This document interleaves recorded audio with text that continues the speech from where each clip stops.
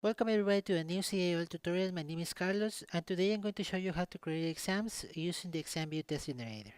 ExamView is a software suite developed to create exams that can be used in a learning management system. So in our case, we can use ExamView to develop exams that can be imported into Blackboard.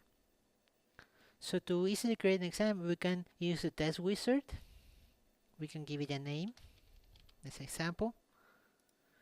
Next, we have an array of test banks predetermined for us. Either these are provided by the program that you download or by your department or by the web page where you're downloading. So we can choose one and select, or we can select everything we so please. So when we have what we want, we can click on next. Then we see the number of questions that we can use and what type and how many there are, true, false, 11, and so on.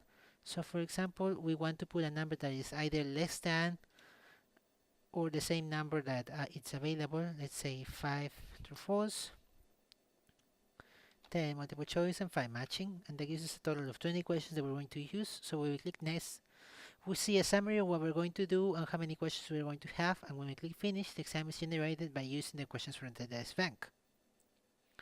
So you see the 5 true false, 10 multiple choice, 5 matching, and then a couple of sheets of paper with the answers.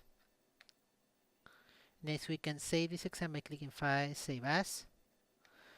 And in the documents or any other place we can put, you'll notice that the exam is a .txt file. Let's say sample. Now it's saved there, and if you go into the documents folder, you see that we have the exam right here.